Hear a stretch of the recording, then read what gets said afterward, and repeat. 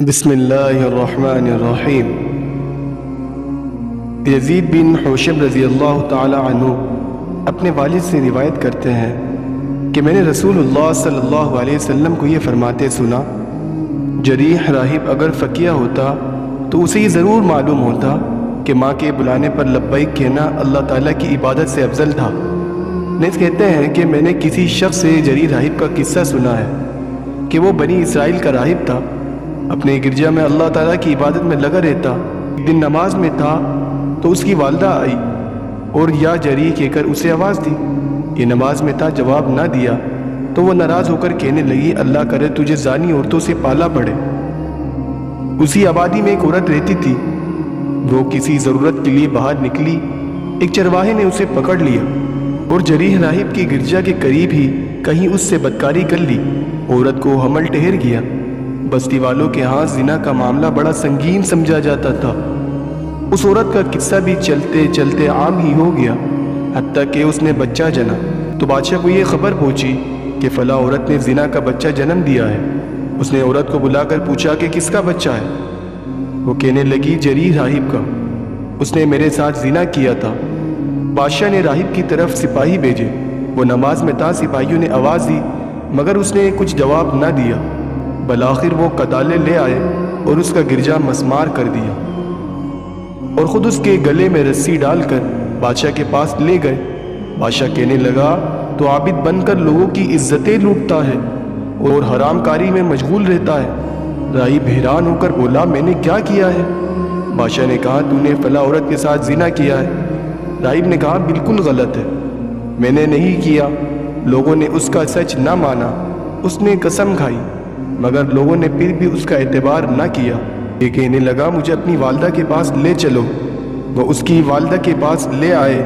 راہب کہنے لگا، اماں تو نے اللہ تعالیٰ سے میرے لیے بد دعا کی تھی جو مقبول ہوئی، اب یہ بھی دعا کر تاکہ اللہ رب العزت تیری دعا کی برکت سے اس آفت کو مجھ سے ٹال دے۔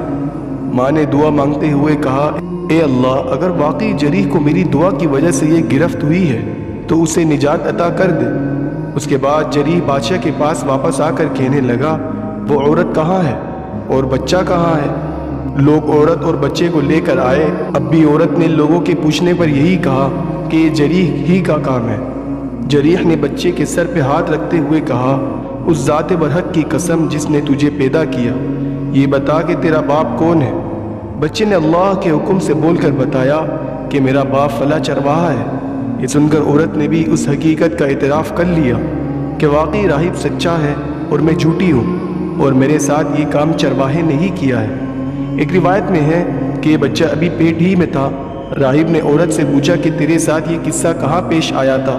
کہنے لگا، تیرے درخت کے نیچے، اور یہ درخت تیرے گرجا کے پاس ہی ہے۔ راہب نے کہا، مجھے درخت کے پاس لے چلو۔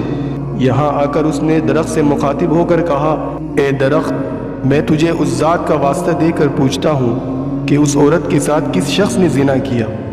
درخت کی ایک ایک شاخ نے جواب دیا، بھیڑوں کی چرواہے نے۔ پھر اس نے عورت کے پیٹ پر انگلی رکھی اور کہا، بچے، تیرا باپ کون ہے؟ بچے نے ماں کے پیٹ سے آواز دی کہ میرا باپ بھیڑوں کا چرواہا ہے۔